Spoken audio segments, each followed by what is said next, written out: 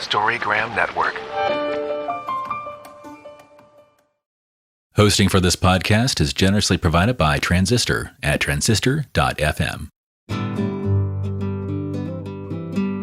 Hi, my name is Laurelee, and this is It's Not About Food. So it's not about food, and it's not about weight. What is it about? Everything else, because it's never ever about food or weight, never ever, not even one time, not ever, ever, ever.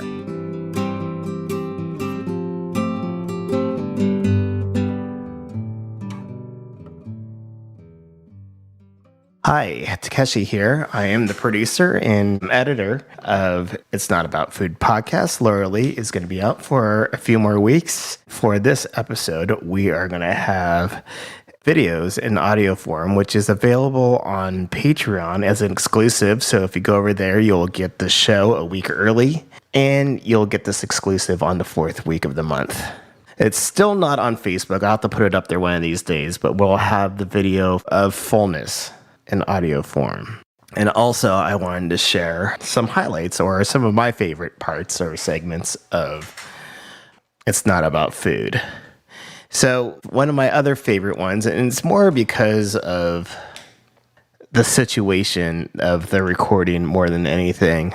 I think this was when I first started working with Laurelee, and this was actually the first recording I did with her without the video producer, Ben.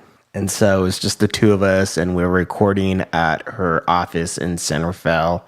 I remember that it was our first recording that we were doing with a phone, and normally it works, but for some reason it wasn't working well at all, and we're going through all this trouble just to try to get it to go. And eventually we figured it out, but it still didn't work properly, but at least we really got a good recording out of it, and it was actually a really good episode too, and it is Sexuality with Erica Cheney. And it's always interesting to hear what different people's interpretation of what sexuality is, because in their eyes, that is definitely what sexuality is to them. And I feel like Erica was definitely the perfect guest for this. So if there's a young girl out there, in her bedroom, just worrying about herself, her body, her sexuality, and maybe that she has, a lot of the stuff that I'm sure that you were dealing with as a teenager. What would you say to her about getting through this part and coming out the other side and being okay? How would you support her? What would you be able to say to her if you could? If it was me, I would have wanted to hear that my feelings are valid, your feelings are valid. And it's a tough question because Yes. I was so closed off and I wasn't open to hearing much. My mom tells me that she's tried to talk to me a few different times, and I just wasn't having it. Yeah. So I think what would help the most is hearing other stories, or Yes, so you're not alone. so you're not alone in hearing those words. You're not alone. This has happened to so many others, and your feelings are valid. Your body is your own, and nobody else's. And if I had just heard those words, your body is your own and no one else's, and no one gets to decide what to do to it other than you. Yes. That probably would have gone a long way. Oh, that would have been so great to hear that. Yeah. And that not everybody is going to be like this, People, there's a lot more people in the world than just these two perpetrators. Yes. Or 3 or 4,000 or whatever. Yes. And just having just a healthier understanding of what the dynamics between, in my case, a man and a woman should be. Yes. and the Yes. power dynamics. And yeah, I don't know. It can be just it just gets so distorted when a member of, in my case, a family member uses that control and power over you. You get your my my way of thinking was so twisted. Yes. you Well, know, the whole thing it's was so twisted. twisted. Yeah. Yeah. So to hear other stories like we're hearing now, and Yes. we're having this amazing You too. time of Mhm. people, yeah, the Me Too, and people coming forward with their stories and Yep. talking about them. Yep. I think it helps so many people to hear that. I do too. And I think, anytime we shine a light on something in the dark, it can heal. We, in the dark, tucked away, smushed underneath the basement, it doesn't get to heal. And now we're bringing this stuff out into the real world. It's good. Anytime you feel alone in something, you feel that healing or coming out of that situation is not possible. But once you can relate to others, Yes. um, like a light, it's a little light Yeah. that comes in. Right. So, are there any last minute things that we didn't cover that you'd like to say? Any other, points about this issue? I can't think of anything else. I remember going through the cards, which are amazing, and I've expressed to you how much I love these. Oh, I don't have is it body love cards, or yeah. what are body love cards? Body love. And you said pick one, pick one that draws to you. So I went through the cards and I narrowed it down to about half the first time. And then I narrowed it down to about a quarter of them. And anytime I came across the sexuality card, I would pause and I would take this deep breath and this Yeah. exhale. And I kind of was like, please stop cutting up card. And it was All just right. there. And Yeah. by the end, I thought, this has got to be it. This is where I'm at Yeah. in my life. And many other people are as well. And I think it's Definitely. such an important conversation to talk about more, because we just don't hear about it We don't. very often. We don't. People, like you said, you went to a lot of different recovery and a lot of different therapists and all kinds of stuff, and nobody ever said anything about it. And that's because we're all scared. We're all scared to broach the subject. It's such it's too scary. It's too awful. It's too hard. I don't want to deal with this. I don't want to look at it, blah, blah, blah. But it's such a disconnect not to. So I'm so honored and grateful that you were here to talk about this today. So interesting for something that's so hard to talk about. On the flip side, sexuality can be so pleasurable, rewarding, Yep. lovely, Yep. all these beautiful things. So why aren't we talking about it more? And Yeah. I'm grateful to have the conversation with you. It's sort of like the idea of dieting, just diets mean what you eat on a daily basis. That's all it really means. But it's been co-opted. It's been, hijacked from us. We haven't, we can't really talk about how great food is because everybody's on a diet and they'll have a nervous breakdown if you do. Or, you know, or if It's you so true. like the body that you have, it's horrifying, if you don't look like Barbie. It's just so weird. All of this has been hijacked from us. So I wonder if you'll read that today. Oh, I would love to, on the card. Yeah.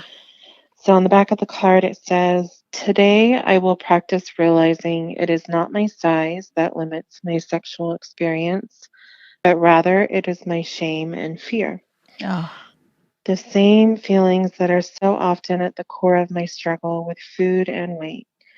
I will experiment with looking at my body, the expression of my sexuality and my sexual desires as natural, pure, precious, and sacred. Oh, I I love love that. that. That would be a beautiful thing to say as I look at myself in the mirror. That's right. And Yeah. I bet if we all did that for 1 year, we would heal a lot of these really deep wounds about sexuality.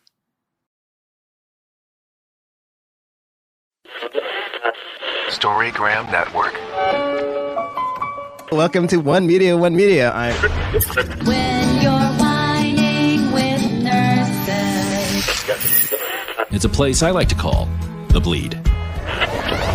My name is Laurelee, and this is It's Not About Food. The art of being yay isn't just something he developed. Storygram Network.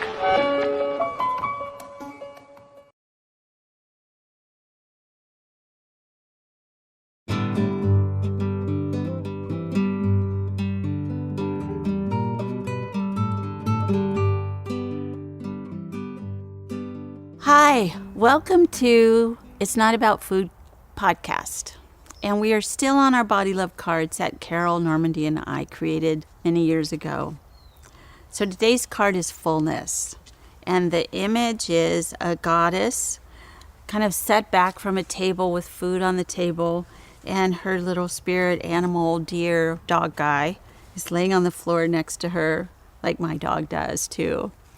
And she's sort of just satisfied. She's got her hands around her belly and she's just sort of like, okay, I'm full.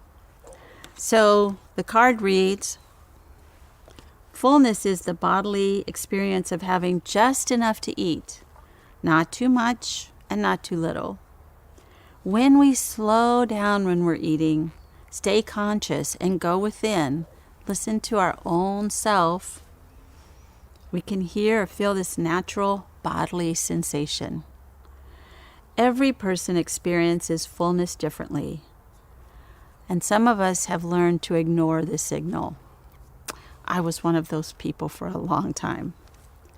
So to experience fully, you may need to practice listening to your body, something I did not want to do. And in my own recovery, it seemed to me like I lived a lot of the time from the neck up. I thought about everything. I didn't experience everything. So I would think I was hungry, and I would think that this is what I should eat. And it was usually a diet of some sort that maybe I squished all together with, several diets that I had been on in my life, and I'd squish them all together. And then I would eat from that place. And fullness, or intuitive eating and fullness, is sort of like math. You have to have the first part of intuitive eating. You have to listen, am I hungry? And you have to feel what hunger feels like to you, and everybody is different. And then you have to, once you get that, I am hungry, your body will give you a signal of what it's hungry for. And so that's the second part of the intuitive eating process. But the third one, which is the one we're talking about today, is fullness or satisfaction. When we know that we got the right food, we were hungry, and now we're satisfied. Now the match happens. So if I'm hungry for an apple, but I make myself eat a piece of pie, that's not a match, and I might feel yucky. I might feel too full, but it won't be a match. So that's what I was looking for in my own recovery, was the match. I am now hungry. This is what my body wants. I am now full, and I can stop eating, and I'm satisfied, and I can sit back from the table and be happy with that. It was very hard to get into my body. I just did not like my body. I didn't like to be there. I kept thinking, there's just something other body that I can get at some time. I really didn't have this thought out clearly. I just really believed that I was someday going to get a body that I wanted, and it wouldn't look like the one that I had. Now I'm kind of okay with it. But going back to the card, so fullness. Today I will practice tuning into my body and listening to the subtle cues of fullness. When eating, I will ask myself, am I satisfied? Do I want more? And can I stop now? I will notice what fullness feels like in my body. And again, if you're suffering from an eating disorder, this may seem like I will never have a bodily sensation that I will be able to recognize or feel or even acknowledge or work with, because I didn't think I had them either. I felt like I was either always hungry or never hungry, always full or never full. I wanted everything in the whole world, but I hated all food, and I couldn't stand it. It was very hard to sort through this. But like the last line of this fullness card, to experience fullness, you may need to practice listening to your body. To me, that was a very big gift. I did not have that before, but it was very hard to get for myself. You have to believe that your body knows what it's doing, which I did not believe that. I thought my diet, Dr. So-and-so, knew what my body was doing, but I didn't believe my body did. But a baby knows when it needs to sleep, when it needs to eat, when it's full. It knows these things. It doesn't have to think about them. And we can trust this beautiful body of ours. This is our baby. It's like our precious dog or animal. It knows what it wants. It knows when it's full. You do not have to worry about what that's like for you. It is there.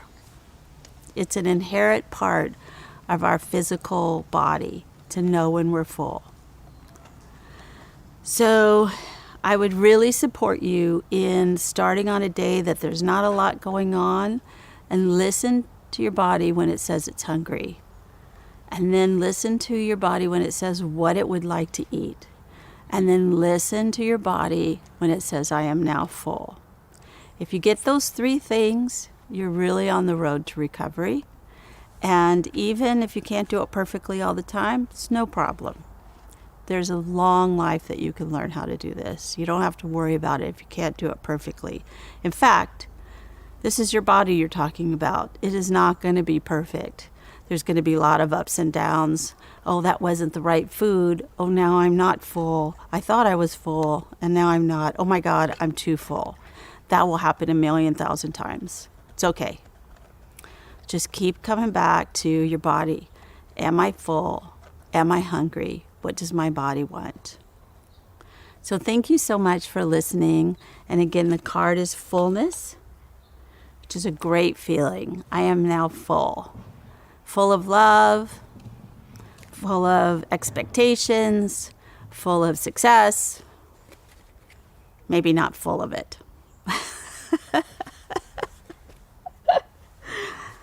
Thanks very much for listening. You can get my podcast on Patreon. Become a Patreon on Patreon.